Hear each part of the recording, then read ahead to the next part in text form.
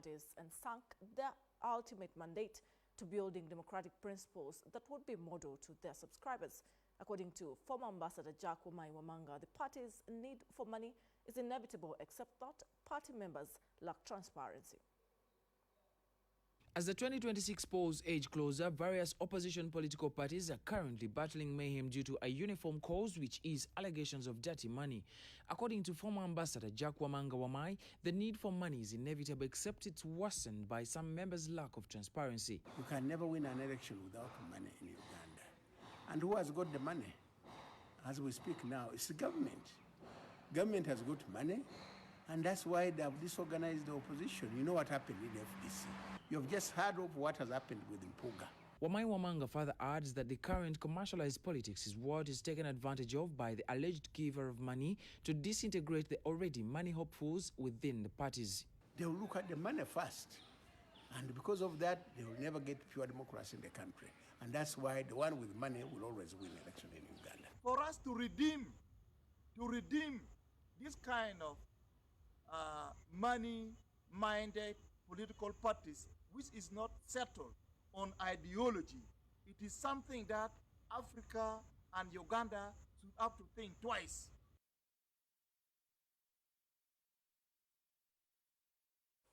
The political analysts project a huge turnover of political leaders in the next election cycle, as many renowned seasoned politicians are being shown the exit by their very voters. They say that the leaders need to pay attention to the public onslaughts, as they indicative of the dissatisfaction of their voters and issues at hand to be addressed by the same. We take a look.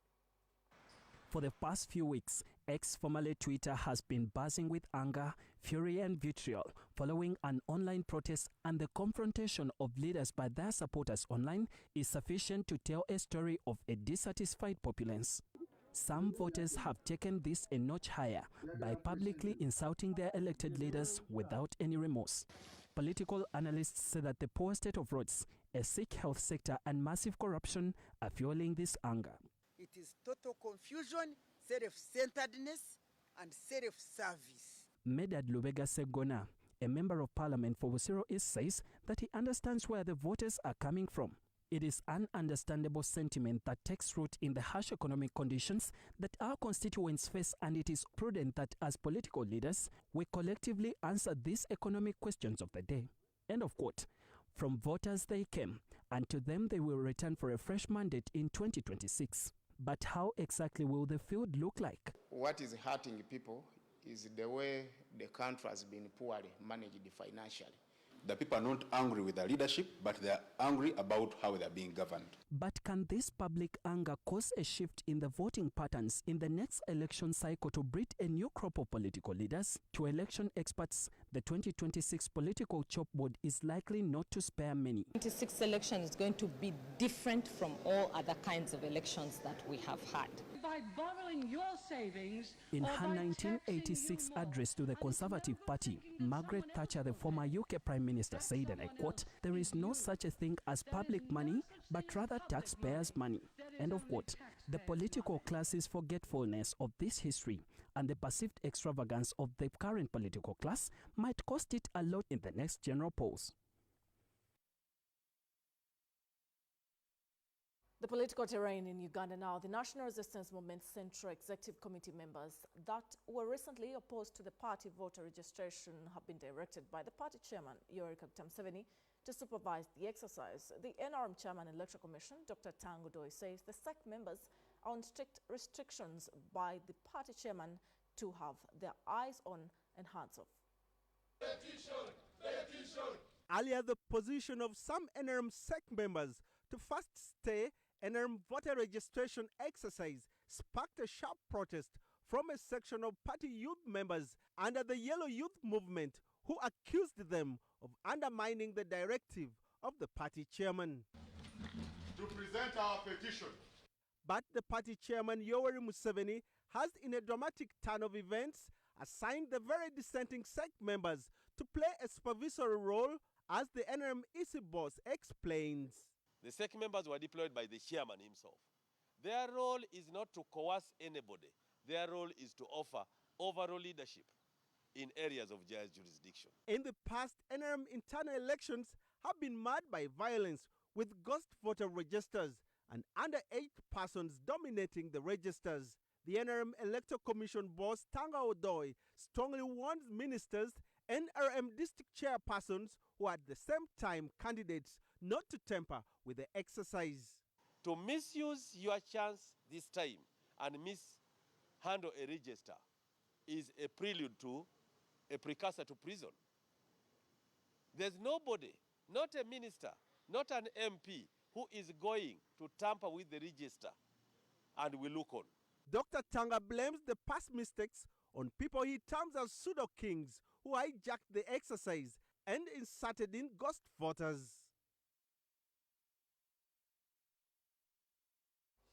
Now, Prime Minister Robina Nabanja has clashed with the leader of opposition in Parliament, Joe Senyonyi, of allegations of corruption and abuse of office. But in a dramatic turn, Nabanja turned the heat to former leader of opposition, now Commissioner Matthias Mpuga, who is under fire over 500 million shillings service award. Nabanja warned the public against linking her to the theft of Karamoja iron sheets. Speaking during the 25th anniversary of St. Jude Lukaya Cathedral in Kalungu, Prime Minister Robina Nabanja found herself at the center of a heated exchange with the leader of opposition, Joe Senyonyi, over corruption allegations and abuse of office.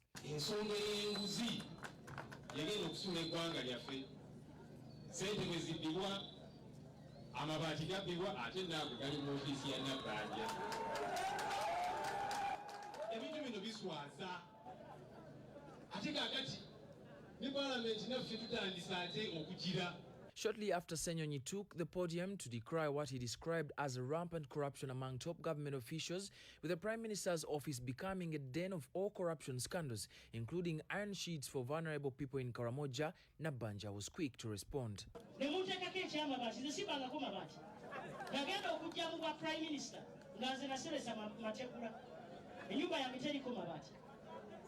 And so I think this should mark at the end. Murekerao, I repeat,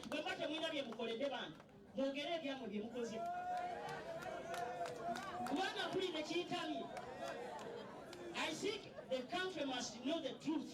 Nabanja, however, rebuked Senyonyi and the opposition, accusing them of being corrupt and asserting her government's commitment to combating corruption.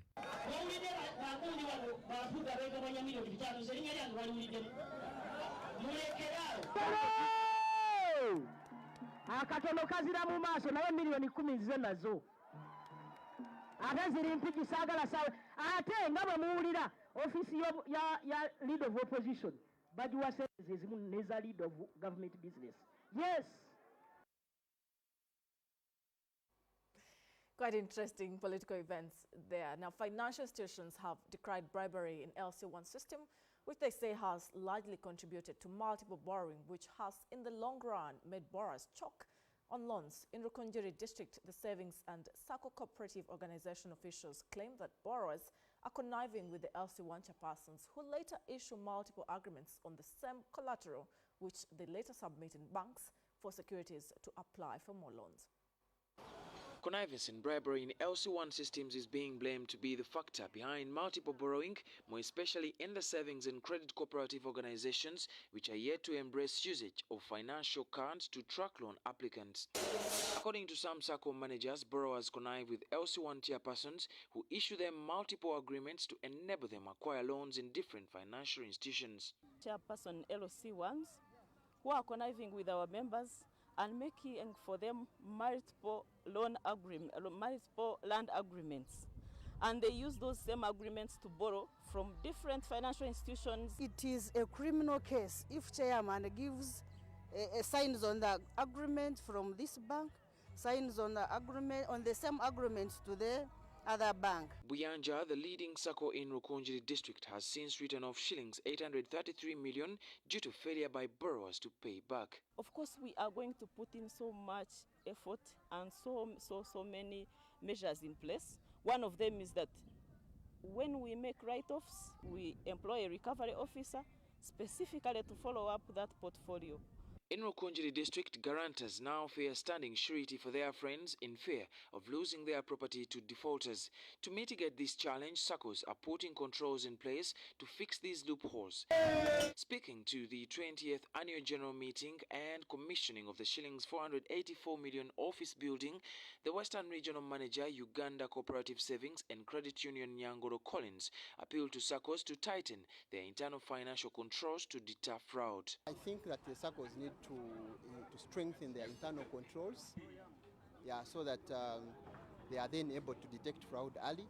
But they also need to invest quite heavily in cyber audits and cyber defense trainings, because some of these managers and leaders of SACCOs actually are not they are not very technical in IT related issues.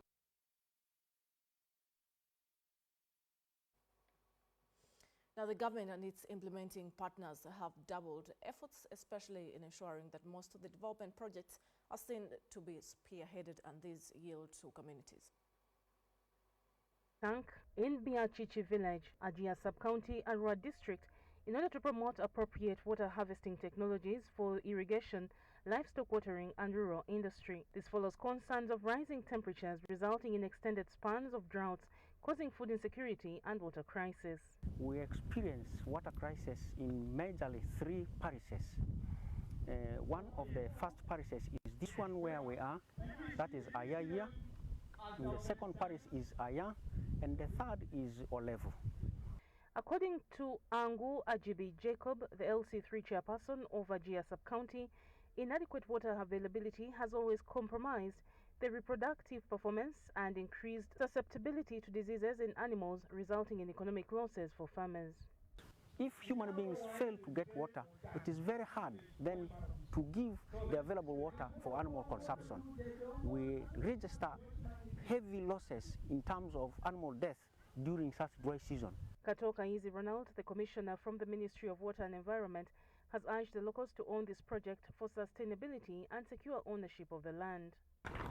This area is very unique because there are areas where we go and the community wants water, but they don't want to give out land. I'm very grateful to the community that has given out land. Relatedly, in Bidibidi Refugee Settlement, Yumbe District, the Uganda Red Cross, together with the International Red Cross, have complemented government efforts through constructing a mega solar-powered water plant to provide access to clean water to more than 50,000 people. What we call the standard is at least each person per day should be receiving 20 liters of water.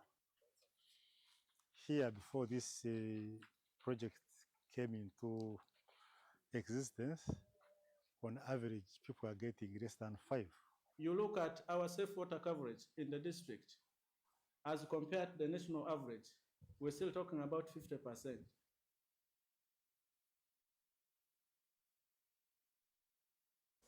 That report takes us a very short commercial break. We'll return with a lot more stories. Stay here.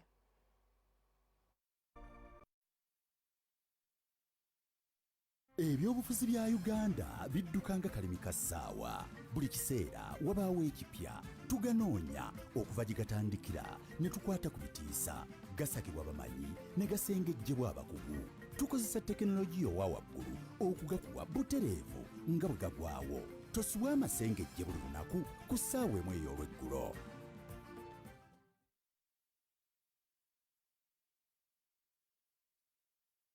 Uganda, a land bursting with culture and creativity, introduces an innovation for our times. Next Wowzy, a fusion of Next Media, Uganda's largest media network, and Wowzy, a leading influencer marketing platform. It's more than just a platform. It's a movement that bridges ambitious brands with vibrant content creators. Download the app today. Connect, create, influence. Who says we need data? Let's do this. Do it your way. And this is Pulse Radio. Exciting news for news lovers. The Now Post, your reliable source of swift and accurate news, has introduced its all-new mobile-friendly experience. We have upgraded your mobile news experience, giving you a slick, user-friendly interface, making it easier than ever to stay informed. Embark on a new news exploration with Now Post, scrolling through with ease because it's seamless and lighter. Now Post, accurate news, fast.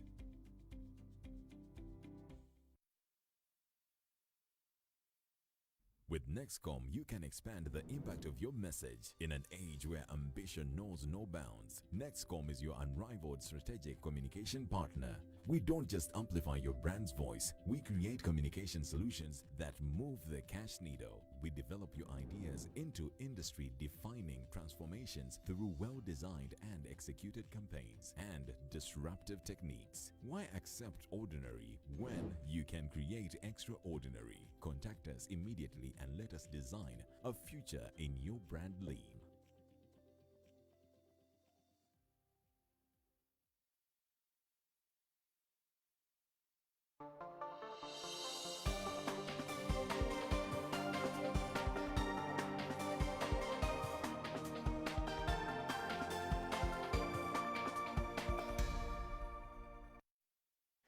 You're still watching NBS Sunrise. My name is Shamim Nawakos, and now more to the stories. The government has been called upon to enhance policies that promote people economically to improve their living standards. This was disclosed during the fundraising for the construction of National Shrine of St. Jude, Nagulu.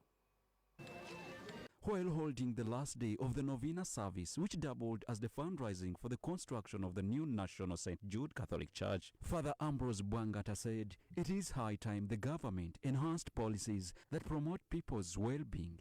The government, to help the church grow, is to enhance or to promote policies which promote people and promote people economically. Once the people are promoted economically, once there is a vibrant economy, you will find a vibrant economy in the church. Retired politician Captain Francis Babu, who is also a member of the church, said religious and political groups should prioritize constructing religious shrines to earn from them as tourist attractions, just like the case is in developed nations. We want our people here to understand that Naguru, apart from Namugongo and Munyonyo and all the others, this is the other shrine which is going to be important to the devotees, at the same time to the people in this country, and even our tourists can come here. Many of the religious institutions were supported by foreigners. Now it is our responsibility as Ugandan to support our religious institutions. Pius Chitanywa, the headmaster of Progressive Secondary School, believes that church is a pillar of moral uprightness. Without the churches, we may not have the moral aspect of the learners. And we believe all schools, wherever they are, they should come and help in the construction of this shrine of St. Jude at Naguru here. Building a house of God is a mandate because it's one way of expressing our faith in God.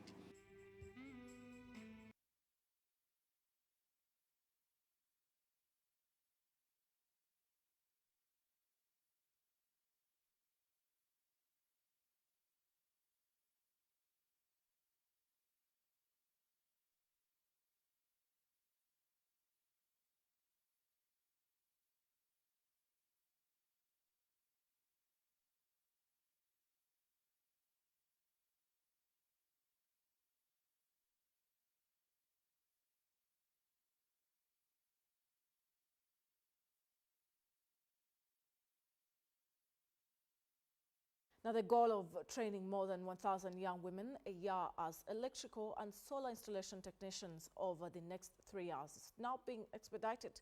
The actors reiterate that a substantial portion will be female in the order to highlight the gender issue. Sunrize Academy and the Australian Development Corporation are handling the skills development component. According to energy data, there is an increasing need for solar energy, estimated at 31%, and as such, competencies in installation and maintenance are necessary to cater for the market demands. These are a few of the students who attended Sunrize Academy for technical instruction in a range of subjects including electrical and solar installation. I had to study as a solar technician and I gained more skills about that. They don't allow ladies with the certificates. That's why I came here and I'm training as a mechanic still. I want to be a super lady, a super engineer in every section, be electrical, be mechanical. Leaders in gender-driven skill development assert that more women should be hired as technicians to meet the need in these historically male-dominated areas. In addition to the training, I'm having solar panels, batteries, bulbs, DC bulbs. So through that training, they also provided us those materials. These young women are obtaining technical training through cooperative agreements with other technical training organizations such as Don Bosco and the Directorate of Industrial Training. I managed to gain most of the skills in the boot camp. One of them is on customer cares, how to save money. The initiative seems to be keeping in with the National Strategic Plan for Business Technical Vocational Educational Training, which places a strong emphasis on preparing students for the demands of the labor market of the future. We call upon government to support this cause. We call upon development partners to support this cause, and so that we can support as many Ugandans as possible, but also these are the same people that support the economy.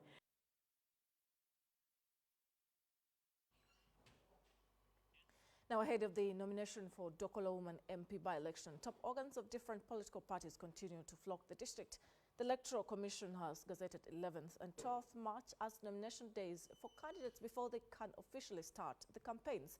Our Lango reporter Isaac Otwi has been following developments in Dokolo and gives us an update of what it looks like ahead of the nominations today.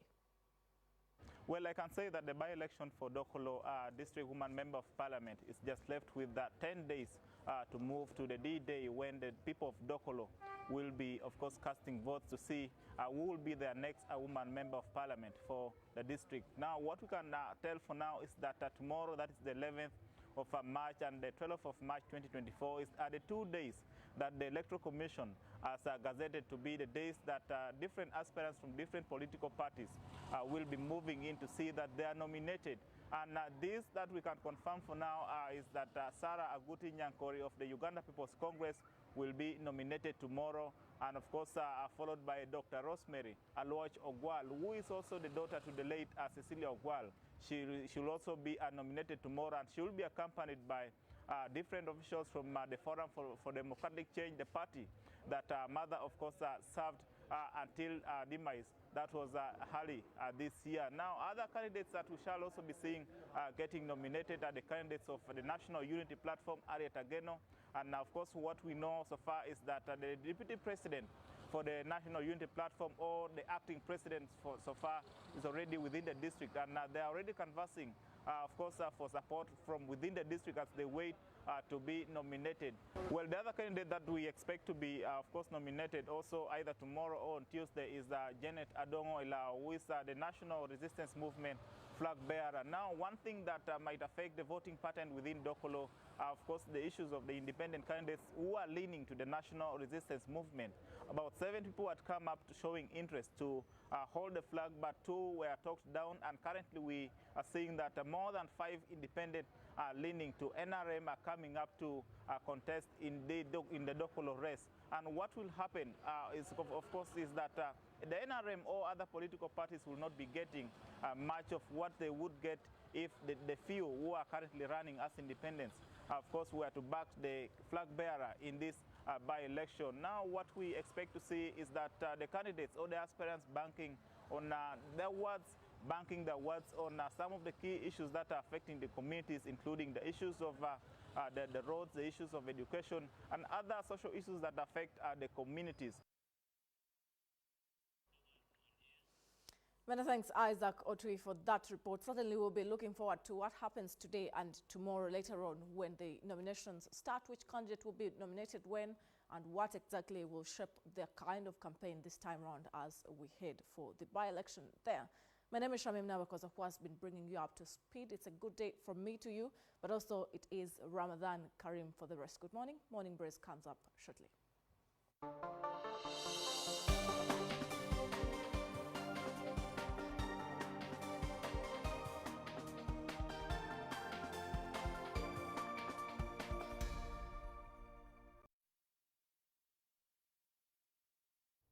In our unwavering commitment to environmental sustainability, Next Media has consistently demonstrated leadership and innovation. Our journey in partnership with like-minded stakeholders began with Tuvekavela campaign in 2018, dedicated to eliminating single-use plastic. Evolving from this, we launched the broader Taso Butonde initiative, expanding our collaboration and intensifying our efforts to combat plastic waste through recycle, reduce, and reuse principles. As Next Media celebrates 15 impactful years of NBS, and in the spirit of collaboration and shared responsibility, we are embarking on an ambitious campaign to converge tree planting initiatives across the country. This campaign is not just a commemoration of our anniversary, it's a strategic move to foster mindset change, increase national awareness, and highlight the importance of tree planting in Uganda. By amplifying all tree planting efforts, this campaign serves as a convergence point for reforestation and conservation initiatives in the country. Next Media continues to lead by example, turning our 15-year celebration into a lasting legacy for the environment and a testament to our gratitude for the partners who have joined us on this transformative journey.